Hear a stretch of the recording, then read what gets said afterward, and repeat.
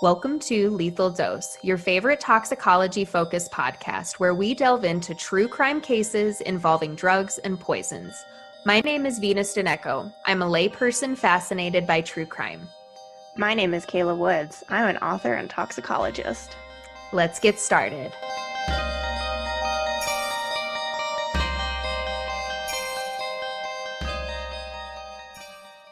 Venus, I'm going to out you as a smoker right now. Yeah, that's fine. That's fine. Yeah. Because this is something that most people know about me. Like, I love caffeine and I love nicotine. Would you say that nicotine is your favorite poison? Unfortunately, yes. It is tied with caffeine. I can quit caffeine much, much easier than I can quit nicotine. Okay. I was able to quit smoking cigarettes, thankfully, about a year and a half ago. Mm-hmm. But now I am on the vape train because I still need that sweet, sweet nicotine. Don't start smoking, kids. Don't vape. It's not cool. No, for real. It sucks. I mean, I've never had a nicotine addiction, but it seems like real ball and chain type thing. It really is. I have quit for months several times, and I always go crawling back. So don't start. Tell me what you know about nicotine as a poison. How dangerous do you think that it is? So I think that it's dangerous, but in my head, it would only be dangerous in really, really, really high levels. What do you mean by that? I mean that if somebody sat down and they smoked an entire pack in a couple of hours instead of smoking a pack a day, or if somebody had no tolerance to nicotine, somebody like you who is not a smoker, and then if you smoked 3 cigarettes or hit a vape, like it might make you sick. So in my head, there's like a tolerance piece, but that it's very much so if you way overdo it, that's what would make it dangerous. Oh, I mean, sure. For most things, I think if you have a tolerance, you'll be a little bit safer against those high doses. But I mean, how much do you think it would take to kill somebody with nicotine? I mean, throwing a random guess out there, I would say that it would take 2 packs of cigarettes in a short amount of time to kill somebody. Okay. Well, considering how commonplace nicotine is for a lot of people, you might be surprised to know that the LD50 for nicotine that has been reported since some self-experiments in the 19th century is roughly 40 to 60 milligrams per kilogram of body weight. However, a 2014 study has suggested that, based on fatal case studies, the LD50 for nicotine is closer to 6.5 to 13 milligrams per kilogram of body weight for humans. So why aren't we all dying? Because not a lot of it survives the combustion process, and so about only 0.05 to 3 milligrams is delivered. But an entire pack of cigarettes, if you were to smoke the whole thing at once, like you said, that could be fatal to a person. Damn. For comparison, one cigar has about 15 to 40 milligrams and delivers 0.2 to 1 milligram of nicotine. Nicotine gum is sold as 2 milligram or 5 milligram pieces and delivers 1 to 2 milligrams. 1 gram of chewing tobacco has 6 to 8 milligrams and delivers 2 to 4. And then a 30 milliliter bottle of nicotine refill liquid for a vape pen has anywhere from no nicotine, which I find odd, to over 36 milligrams per mil and delivers greater than 43.2 micrograms per 100 milliliters. Yikes. So it could be pretty dangerous. That sounds like it. Okay. So are we just talking about cigarettes today, though? Or is nicotine a separate thing? Because in my head, they're the same? Question mark? That's fair, but cigarettes could have hundreds of ingredients depending on the brand and the type. So for today, we're just going to focus on nicotine, which is one of the components. I would argue that it is probably one of the major components of cigarettes, but we're not going to be focusing on cigarettes as a whole today. Okay, so nicotine itself. Got it. And so I know some of the effects of nicotine on the body, but for non-smokers out there, what are some of the effects, or what are the effects of nicotine poisoning? Well, allow me to play some audio that explains the effects of nicotine poisoning. Ooh, okay. Do you have it pulled up? And then we can do like 3, 2, 1, go, and we can both watch it. Yes. Okay, I'm ready. All right, 3, 2, 1, go.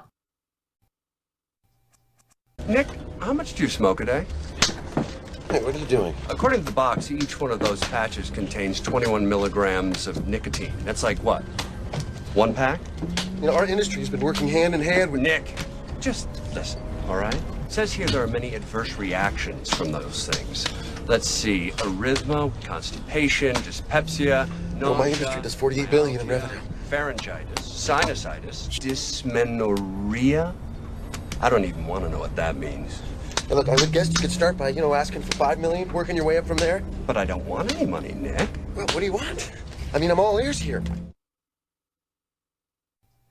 Such Fight Club vibes. I know. It's good. So is all of that true? Did the movie get it right?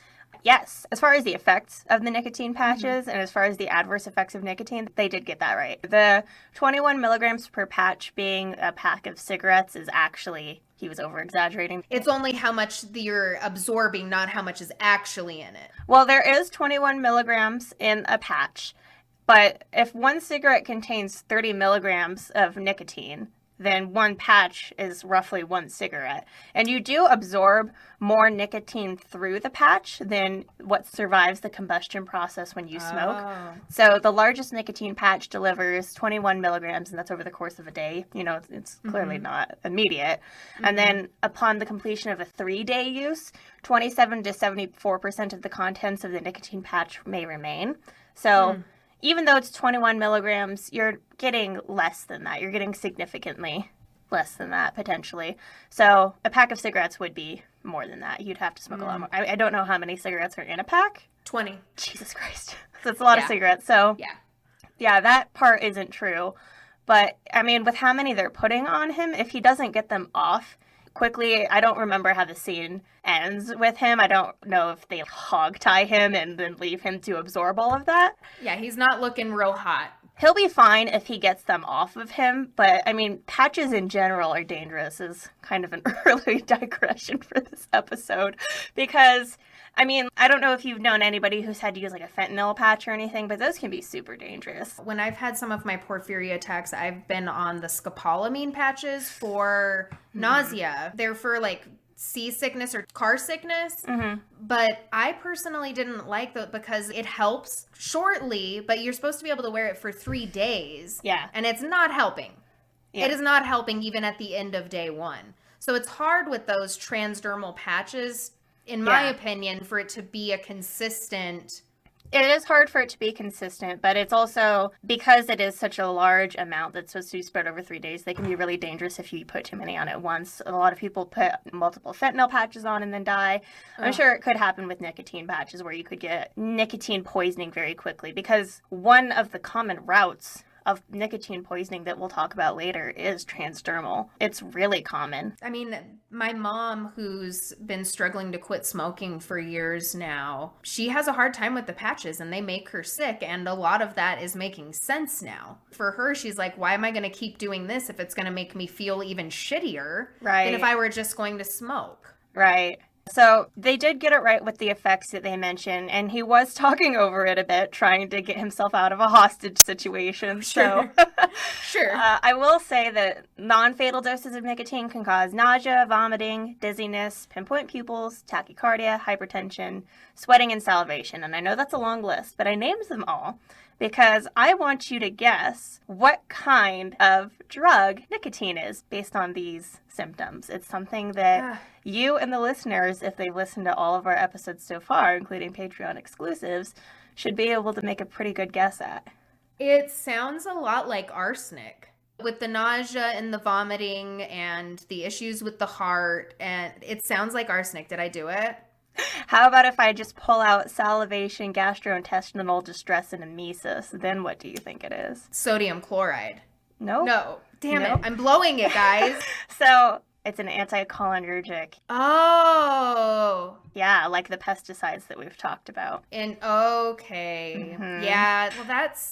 Well, these all suck. Poisons suck. Nicotine can also cause an increase of your pulse rate, an increase of free fatty acids, which can impair the aortic elastic function of your blood vessels.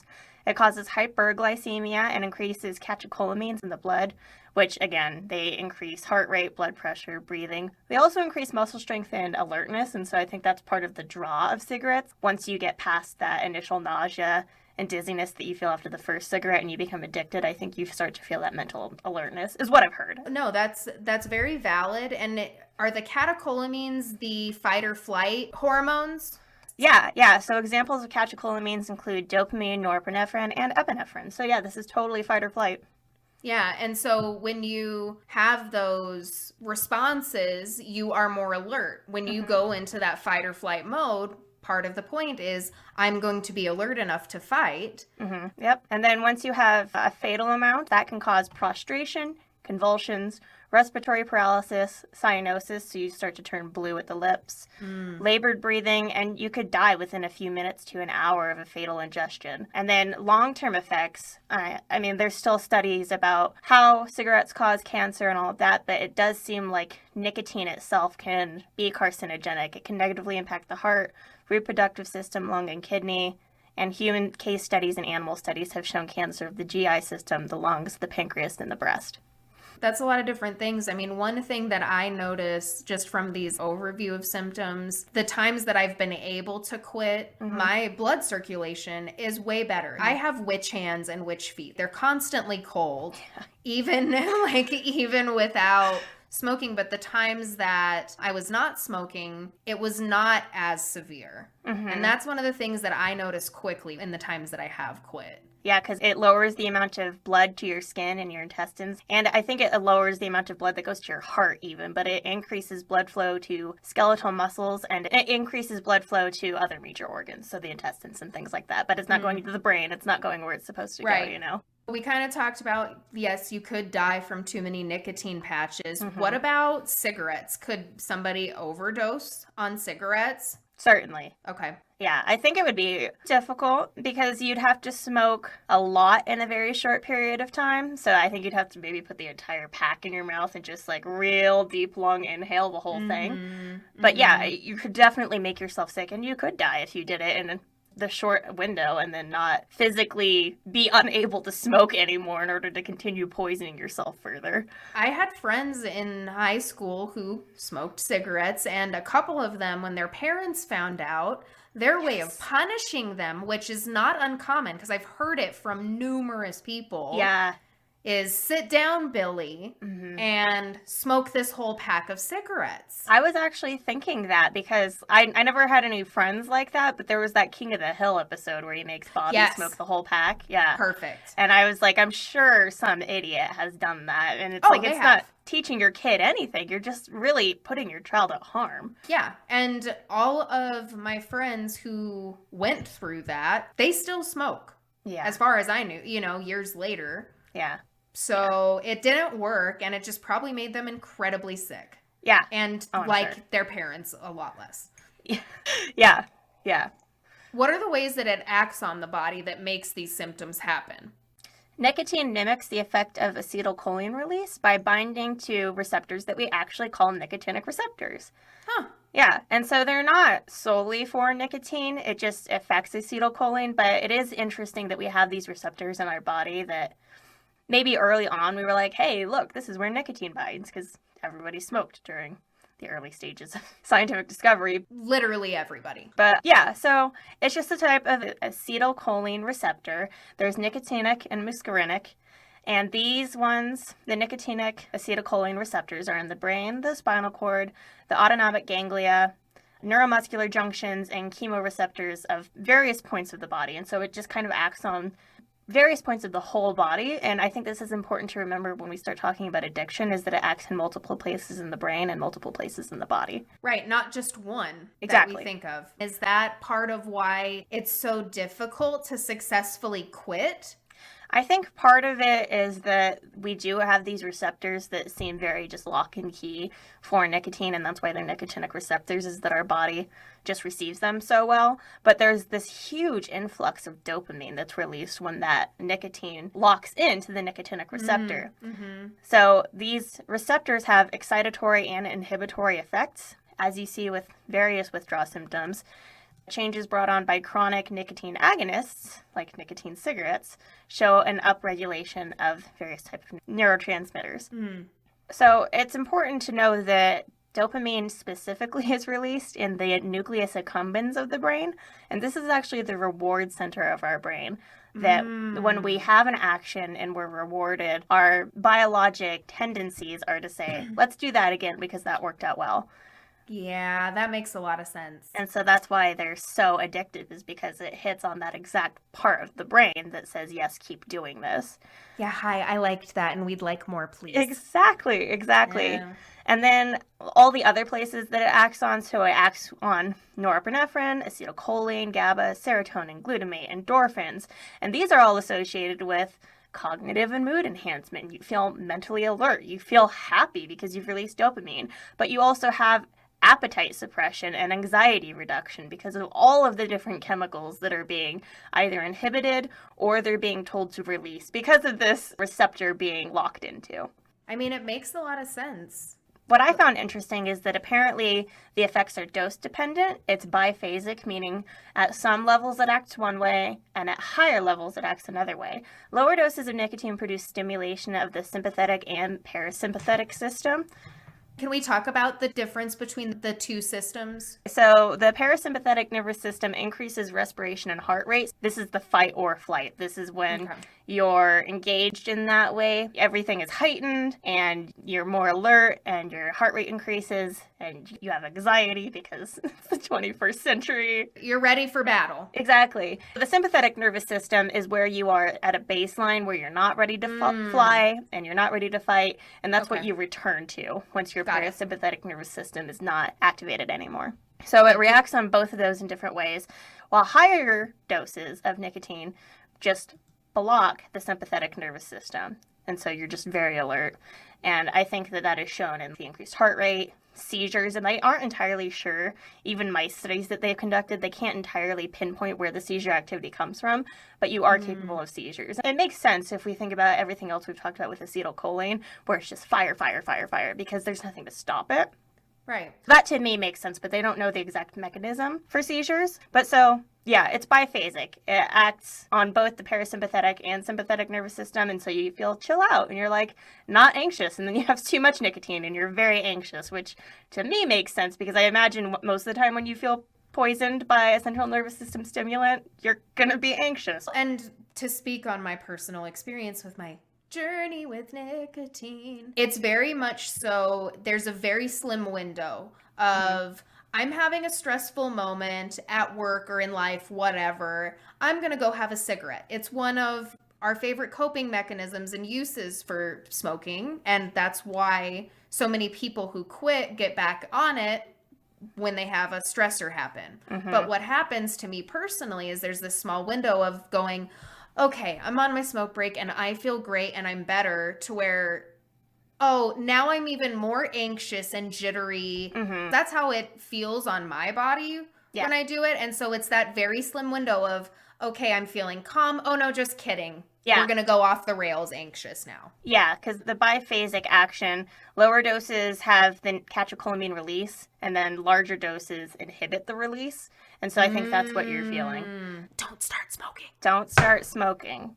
And, you know, the weird thing is, too, I have a couple books that I just have at home that I was looking up the tobacco plant and things like that to get information. And they were all just written very judgmentally, very harshly judgmental of people who smoke. And, like, don't smoke, you're gonna get addicted and it's not good, but I'm also not gonna like wag my finger at you or anything. That's not gonna help anybody.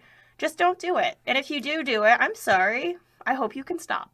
Yeah, none of my friends smoke anymore. I run with a different crowd now, and so there's like a level of shame that I have as a former smoker and somebody who still consumes nicotine, because it's just not cool. It's not cool.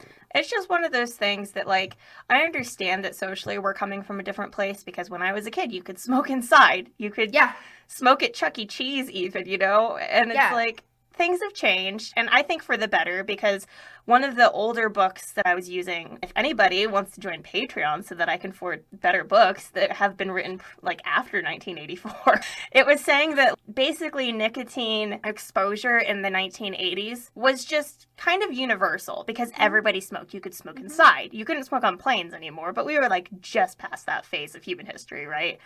Everybody, I think, or at least most everybody has some sort of addiction, and to pinpoint smokers and be like, how fucking dare you? Shame, shame, shame. I don't think that's helping anybody. I don't really want people smoking inside anymore. I do think that our lives have a significantly better quality to them, that we're not doing that, and we don't have just this universal exposure to nicotine. But also, that's a personal struggle, and I don't know. It is, and there are things that are better. Even as a former smoker and current nicotine consumer, in high school, we would go to Village Inn and smoke cigarettes and drink coffee because that's what we could do, and you could smoke inside. And now I wouldn't go to a restaurant to eat if you could smoke inside. It's just not a good time. Even somebody as a smoker, like there are things that are better like, without having it around. We digress. Yes, this is all very interesting, but we have been recording for some minutes now, and we haven't gotten into true crime. That's a great point. This is not a put you to sleep toxicology podcast. This is a very exciting toxicology true crime podcast. That is right, my friend. So I'm interested to know, where is the true crime connection? It's more than the movie Thank You for Smoking. It is. I'm ready. Paul and Linda Curry, as they would come to be known, her name was Linda Kincaid in 1991 when they began dating. They both worked at the Southern California Edison, which is inside of the San Onofre nuclear power plant. She had worked there for 27 years, and Paul was hired there as an engineer in 1989. He was 32 and she was 45. She had been previously married, and she was one of those people who was committed to her job, and she just wanted to do the best that she could do. She was a normal person. I want to describe her the way that I read her being described by her friends, which is that she was motivated and she wanted to work her way up. But I mean, she was just a normal person. She wanted a good job and she wanted to be loved. And so she meets Paul, and Paul was apparently very intelligent. He had previously won on Jeopardy. He was a member of Mensa, and he was very smart, but also very arrogant, according to both his and her friends. Unfortunately common with a lot of intelligent people. Unfortunately.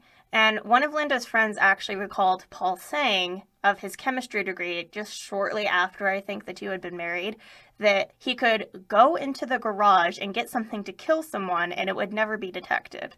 She mostly was just put off by the arrogance of this statement, but she didn't really think about him as being a murderer. And like, I've heard things like this, having gone through chemistry programs with people who were like, I could so easily make meth, or I could so easily kill somebody. And like, part of it is a joke, you know, like me as being interested in toxins, like, sure, I know ways you could kill people, but... Sure, but it's like weird flex, but okay. Exactly. Weird flex, but okay. That's how it comes off to me, at least. Yes. But... Linda apparently liked Paul a lot for his intelligence, like almost solely for his intelligence.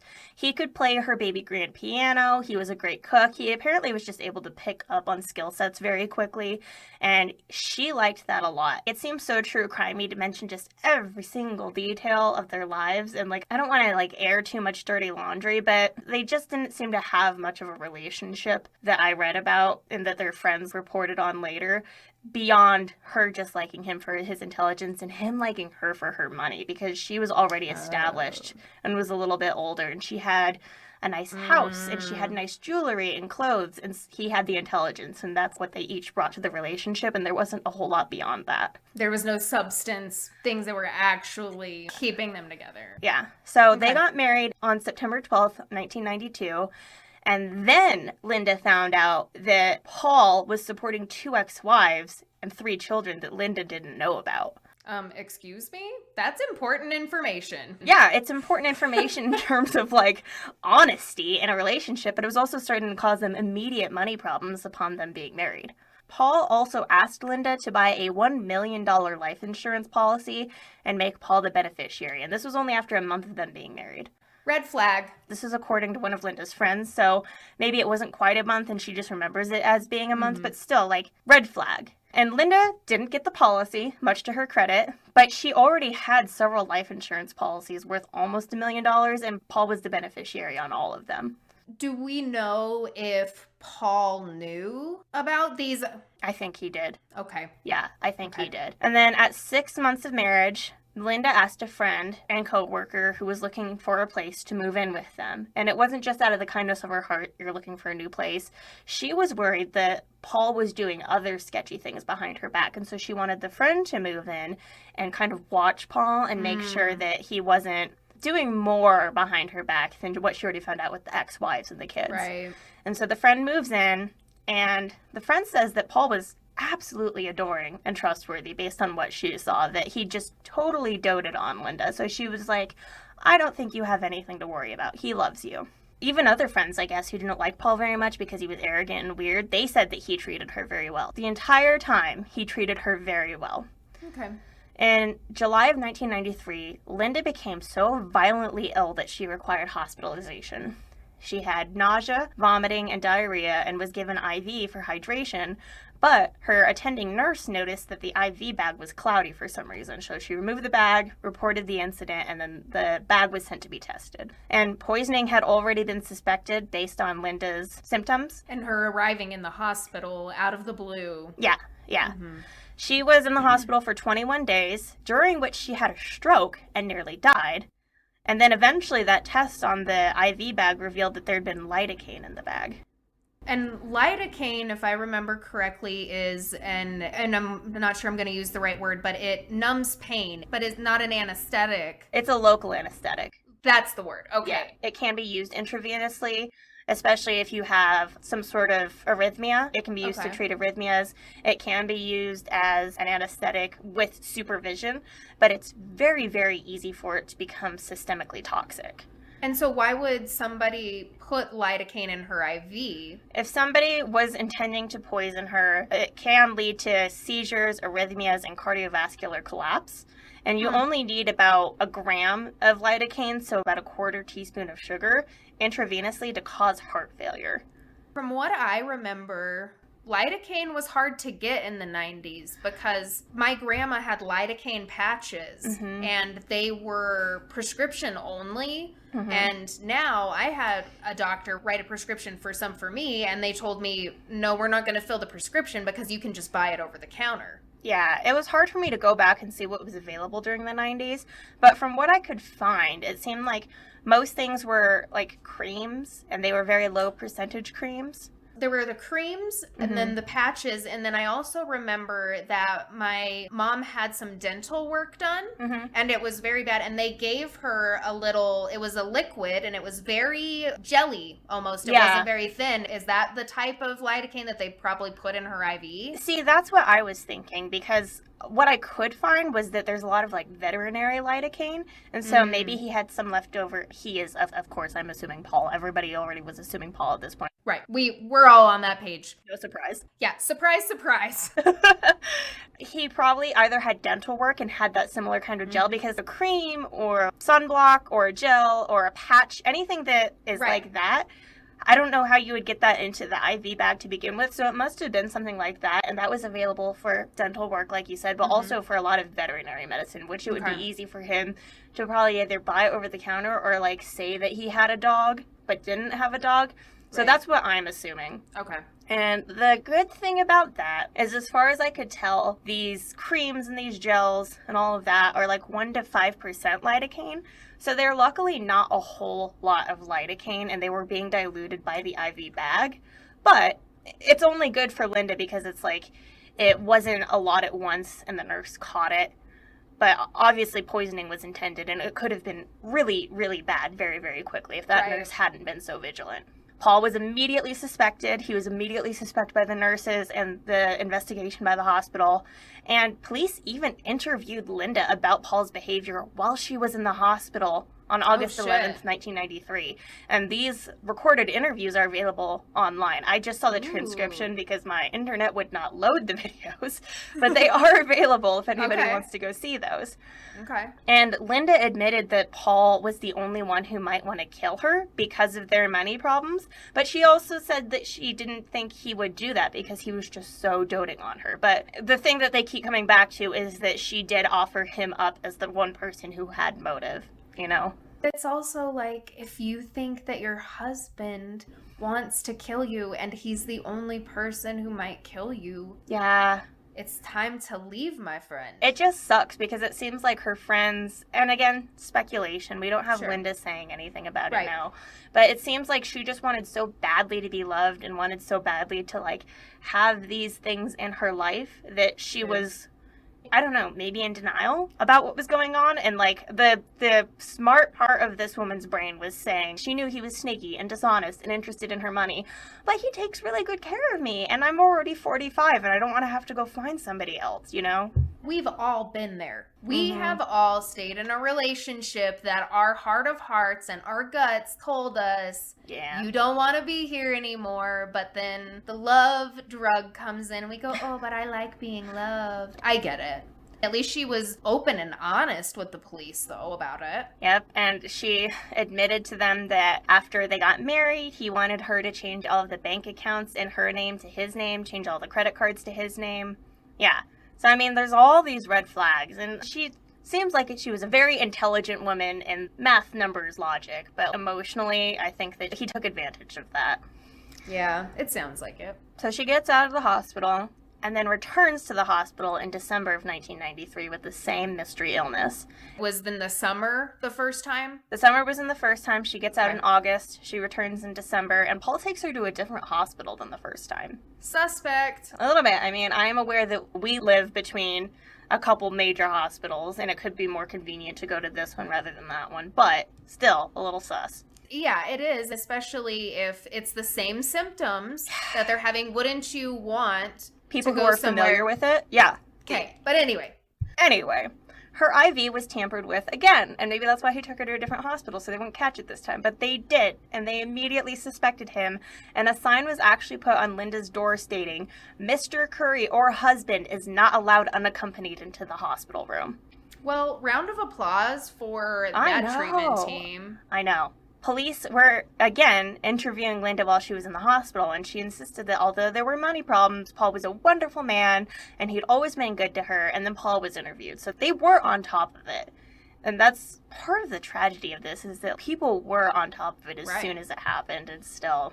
So one of Linda's friends named Mary recalled being in the Curry house while Linda was in the hospital. She was probably going to, like, feed a cat, get clothes for Linda or something. And she noticed that there were all these multiple life insurance policies sitting out on dressers, which is kind of weird. Like, those go in a box or a folder somewhere, right? Yeah, that's weird. Yeah, and she told Linda that she was worried Paul was going to try to kill her after Linda got out of the hospital again. She was like, this is suspicious. And Linda, on her part, after she got out of the hospital, she told her sister Patricia that if she ever got sick again, she didn't want Paul coming near her in the hospital. I know. It's like, get out of there. I know. It's just me screaming at the TV Lifetime movie, get out! Get out! The killer is in the house! You're in bed next to them! I know. Okay, so the following summer, June 9th, 1994, that friend, Mary, gets an email from Paul saying that Linda felt worse than ever. We didn't have text back then, but, like, call her, maybe? It's weird that he sent an email. That's not super urgent. An email's not urgent, and back in 94, not everybody had email access 24 hours a day. Yeah, you might have to go to the library or something. Well, yeah, or at work, but it just wasn't a thing. Yeah. The evening of June 9th, around midnight, Paul heard the cat, and he awoke because of the sounds the cat was making. And Linda didn't wake up, and he realized that she was barely breathing. So he called 911. He gave her CPR before the paramedics arrived, but she had no heartbeat. When she got to the hospital in the early hours of June 10th, 1994, she died. She was 50 years old at this time. Afterwards, friends of Paul say he was very emotional about Linda's death and was acting quote-unquote appropriately, which there's no appropriate way to act when somebody dies, but We all show grief differently. At the autopsy, the medical examiner found a strange mark behind Linda's right ear that could have been left by a syringe. And toxicology reports at the time revealed high levels of nicotine and cadmium. Linda wasn't a smoker. That was going to be my next question. Not a smoker. And the toxicology also revealed Ambien in her system, which is the sleep drug that people get up and they eat an entire bag of Fritos. So it's an intense sleep drug. It's a wild ride. Her death was declared a homicide, but Paul could not immediately be charged because there was no real proof to link him. It was all kind of circumstantial. They had no syringe. They had no source of nicotine, Right. so he couldn't be charged, and the case eventually became a cold case. Paul got almost everything he was going for out of some apparent foresight because Linda was clearly not stupid to what was going on. She just wasn't leaving. She left half of her estate to her sister. She left $10,000 each to 10 close friends. She had a lot in her estate. No, that's very generous of her. And Paul got her house and close to $500,000. He bought himself a new Cadillac, Of course he did. and when interviewed by investigators 5 months after Linda's death, he denied ever having cashed out on her life insurance policies. After Linda's death, Paul was transferred from his job at the power plant, and during a routine security check, it was revealed that he was not an engineer, which is what he had been hired to do at the power plant, and he didn't even have a Yeah. college degree. What? So that whole bit about him being like, I have a chemistry degree and I could kill you with anything, he didn't even have a college degree. Cute. He resigned before he could be fired because it was one of those situations between two old white guys where they were like, we know what's up and you can either resign or we can fire Right. you, and he chose to resign. He left California for Vegas. He allowed the house that he got from Linda's death to be foreclosed on, and then he became a used car salesman. Well, of course he did. Yes, and he should have stayed there because he has an inside made of cockroaches and vinegar, but he went on to become a building inspector. Yeah, that's scary. I know, right? So, while Linda's case was being examined as a cold case, it was found that Paul filed not only the life insurance claims, but he also said that some jewelry had been stolen after her death, and so he reported on the stolen jewelry, which is like suspect to begin with. But what he said was stolen was Linda's 18-karat woman's gold Rolex and some other jewelry, and he got $9,000 for it. But he had given the sister, Patricia, the watch, and then days later he made the claim that it was stolen. This guy's a snake. The cold case was being studied by Sergeant Yvonne Schull of the Orange County Sheriff's Department beginning in 2002. In 2006, she finally had enough evidence to hand it over to the Orange County prosecutor named Abraham Beitia. She had 25 binders worth of information. You go, Yvonne. I know. So they called in a nicotine expert named Dr. Neil Benowitz, and he said death with the level of nicotine that he found administered intravenously could have occurred within 20 minutes to 2 hours. Wow. During which Paul had admitted that he was the only one with access to Linda because they'd been home for 6 hours alone prior to him finding her not breathing. Right, because it was in the middle of the night that this happened. Yeah. Like, she's not out at a movie hanging out with friends. Exactly. In the middle of the night. Yeah. Okay. Exactly. I just want to reiterate some numbers here. A pack of cigarettes has roughly 300 milligrams of nicotine, depending on the brand, and that is, of course, way above the lethal level for a person. If someone were to just take every cigarette from a pack and soak it in rubbing alcohol, the nicotine can be extracted and then injected. And the level of nicotine found in Linda's body during this second analysis done by Dr. Neil Benowitz was 1,200 nanograms per mil of nicotine. So the 2014 study that I found said that a fatal nicotine blood concentration is about 2 milligrams per liter. And Linda had 1,120 nanograms per mil, which is equal to 1.12 milligrams per liter. So about half of that fatal nicotine concentration, but still, that's based on case studies of people who actually fatally died from smoking cigarettes, and Linda was a non-smoker. Holy shit. So that all needs to be taken into account. This is a lot of nicotine for somebody who was a non-smoker. Right. They have zero tolerance. Mm-hmm. Their body doesn't know how to metabolize it. Why didn't they test her blood earlier on? They did test her blood earlier on. I couldn't find a number for the amount of nicotine in her blood, but they did find that it was a high number. I just don't know. I did read that they had to send it out to a separate facility, so it may have been that they were just testing for the presence and they weren't necessarily quantifying it. It just happened that when they were going through and they really wanted to cross all their T's and dot all their I's to reopen this cold case and try to get a conviction, they put a number on it. Especially if they're consulting with a nicotine expert. This guy's like the guy. By 2010, Paul was living in Salina, Kansas, where he had remarried and he had another kid.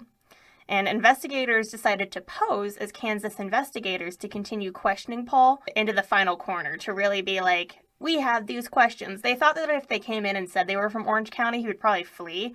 And so they just wanted to say, like, hey, we're from Kansas, and for some reason we have questions about this cold case involving one of your former wives.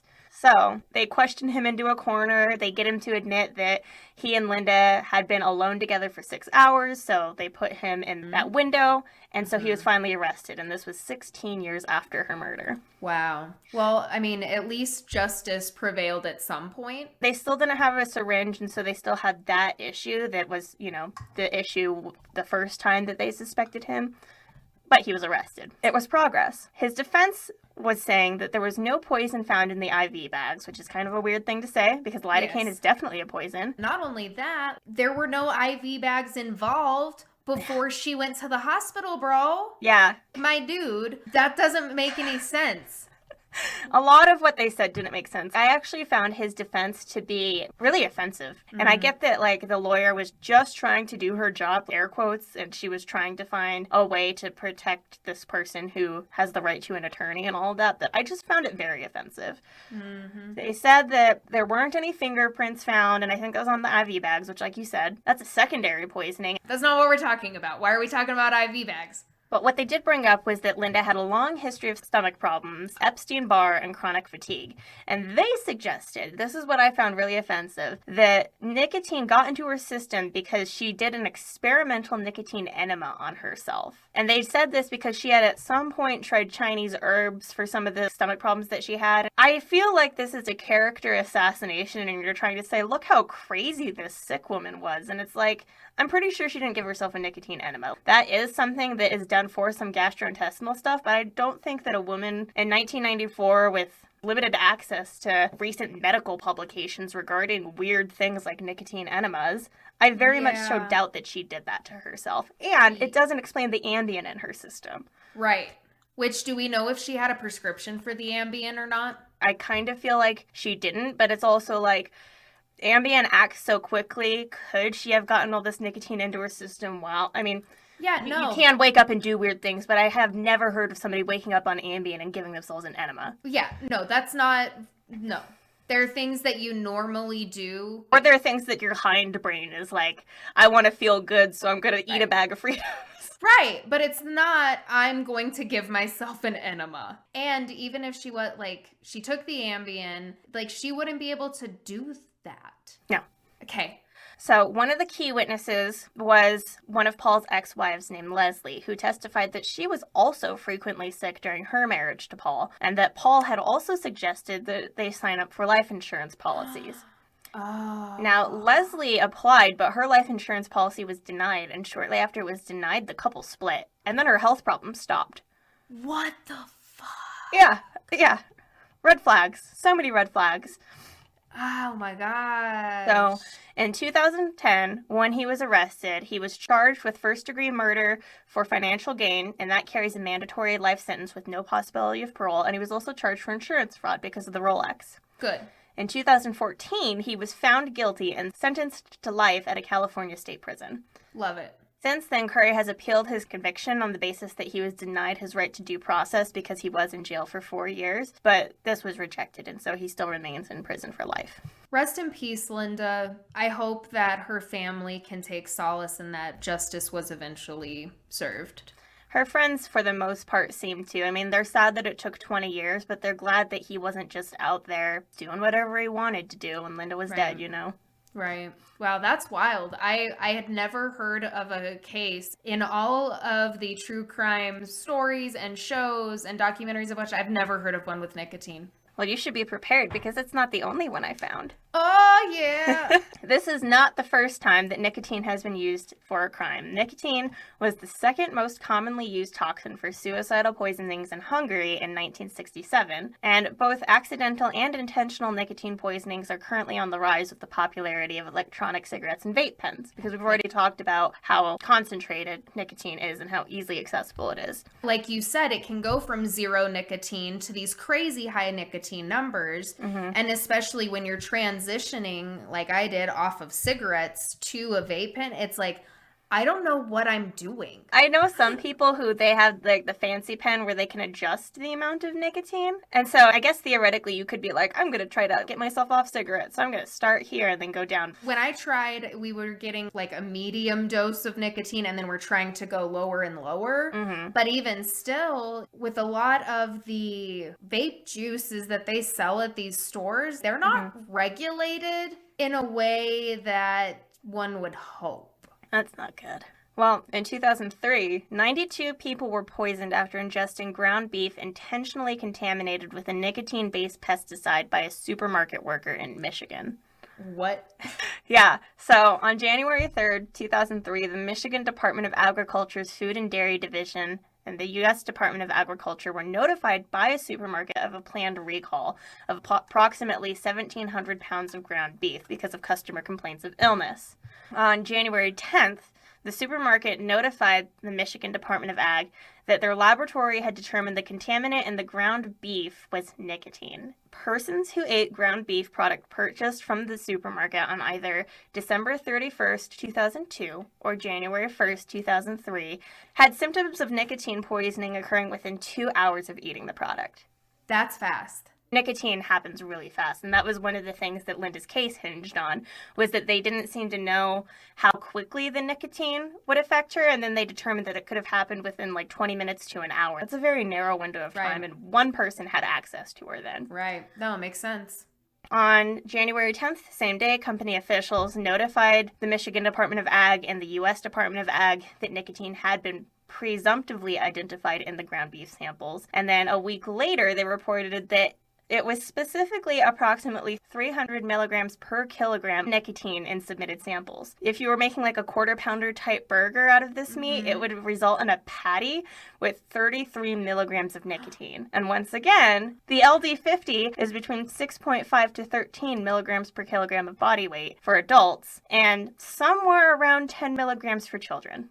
That's wild. So it's, hold on, if it was 6 to what? 6.5 to 13. And then it would be only 10 for children? It wouldn't be lower? The 6.5 that I found is adjusted based on those case studies, and the 10 is still what we're assuming it is for children, because you can't really do fatal human studies of nicotine in children. That's fair. That's fair. So it's probably significantly less than 10. Either way, there's enough in that burger to kill you. Exactly. It's honestly surprising no one died. One person did lose heartbeat. He got to the hospital and he lost heartbeat and he had to be brought back, but luckily nobody died. That was going to be my next question. They were sick, but luckily nobody died. Wow. Contamination of the product was believed to have occurred at a single store rather than at the meat processing plant. And at this store, no nicotine-containing pesticides were reportedly used or sold in the store where the recalled product was sold. And so they're just getting very suspicious. They're saying it's one of our stores in particular. It's probably employees who are very upset at this store, and it couldn't have been an accident because it's not like you dropped a pack of cigarettes in on accident, and there's no nicotine pesticides at the store. So this was really very intentional. On February 12th, a grand jury returned an indictment for the arrest of a person accused of poisoning 200 pounds of meat. It wasn't the full 1,700 pounds, but it was just like they issued the recall and 1,700 were brought back. Just in case. He poisoned 200 pounds of meat with an insecticide called Black Leaf 40, which has the main ingredient of nicotine, and it has a lot of nicotine. The EPA actually canceled Black Leaf 40 in 1992 because of its toxicity, because it contained 40% nicotine, and most nicotine-containing products have no more than 14% nicotine. Ugh. So it had a lot of nicotine, and he must have just been holding on to this because this case happened in 2003. Right. That's insane. This is another, today I learned, that nicotine is used as a pesticide. Oh, yeah. Yeah, it was pretty early on used as a pesticide because they realized that aphids would die if you sprayed them with soap and nicotine. But really, they realized that you could just spray aphids with a soap mixture and you don't need the nicotine. Really early on, they realized that we could use it as a pesticide, and they don't do that anymore. Use of nicotine as an insecticide isn't widespread in the United States. There are some countries that still use it. You can purchase it online. We did switch to neonicotinic pesticides, but those are the ones that are largely under fire for the deaths of honeybees. Oh. Yeah, it was used as a pesticide, but not so much anymore. Interesting. Huh. So, how do they test for nicotine poisoning? It's an interesting question because it's so easy now, and it didn't always used to be so easy. So early on, after the Marsh test, and after we were like, hey, we can determine if people were poisoned to death. This is amazing. We still had a hard time finding a lot of drugs, and most of the drugs that we're familiar with today are alkaline drugs. They have a basic pH. And it used to be, immediately following the Marsh test and all of that, that it was really hard to test for alkaline drugs. And so you could find acidic drugs fairly easy, is my impression, but alkaline drugs were a lot harder, and nicotine is an alkaline drug. The first test for nicotine to pull alkaline drugs out of tissue and things like that was in 1851, following probably the first case of homicide that can be directly attributed to nicotine, and this was in Belgium in 1850. Oh, wow. So we're going way, way back. Okay, let's go. An amateur chemist and perfumer known as Comte Hippolyte de Bocam of Belgium and his wife, the Countess Lydia de Bocam of Belgium, were both deeply in debt from their lavish lifestyle and their apparent lack of any income, aside from what her father gave her because he was an apothecary. And they actually thought that they were going to inherit all of the Countess's father's money upon his death. But upon his death, the father's fortune was given to the Countess's brother, Gustave.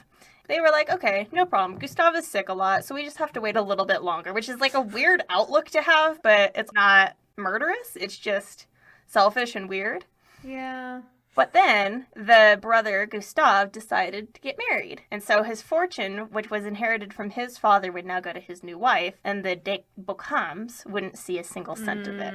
And so then they devised a plan to kill Gustave. Comte began collecting tobacco leaves in the summer of 1850 and storing them in a barn, which he told the gardeners at the Belgian estate were for perfume. And by the fall of 1850, he had extracted 2 large vials worth of pure nicotine, which is a lot of nicotine. Yeah. He experimented with the poison on cats and birds around the estate until he and the Countess decided it was time to kill Gustave. So they invited the 32-year-old Gustave to an intimate dinner on November 20th, 1850. And this was unusual and probably raised some red flags for him because Comte and the Countess never cooked or served themselves usually, but chose this particular night to prepare and serve the meal themselves. Yeah, that's a little suspect. And the servants, who were told to go away and not be a part of this, would later testify to hearing a call for help and then the thump of a body hitting the floor. And although the de Bocams claimed that Gustave died of a sudden stroke during dinner, the servants noticed that his face was bruised and cut and had clear signs of caustic burning, which is important because pure nicotine is caustic. And caustic meaning that it's like an acid? It's the opposite of an acid. So acid Okay. is corrosive and bases are caustic. Got it. Okay. In fact, actually, nerdy science moment, that feeling you get when you rub soap and it's kind of smooth almost, that's not the soap you're feeling, that's your skin interacting with the basicity of the soap. Oh, interesting. The Comte and the Countess attempted to cover their tracks by pouring vinegar down Gustave's throat, washing his body in vinegar, scraping the floor, and washing his clothes, except for his shirt, which is burnt. Huh. And all of this, of course, looked really suspicious. Don't be suspicious. Don't be suspicious. Yeah, they were being super suspicious. Very, very suspicious. But this was at a time when basic compounds couldn't be detected in a body, and there had been a morphine case a few years prior to this where a French prosecutor said, "Henceforth, let us tell would-be poisoners, use plant poisons. Fear nothing. Your crime will go unpunished. There is no physical evidence for it cannot be found." And in 1847, a case was dropped of a man attempting to murder his wife with nicotine because there wasn't enough proof of criminal intent. He put some snuff in her ale, and since it was a stimulant and it was kind of like a gift to receive nicotine sometimes, they were able to argue like, well, what if he was just trying to be nice and give her a little pep? They didn't have testing to prove like, no, he gave her a lot of nicotine. He gave her too much. Yeah. Ugh. Without any clear evidence to tie them to the death, which could hardly be called murder without further evidence, the de Beaucarmes might have been suspicious and untrustworthy, but they ended up getting what they wanted, which was Gustave's money. And this really pissed off the magistrate.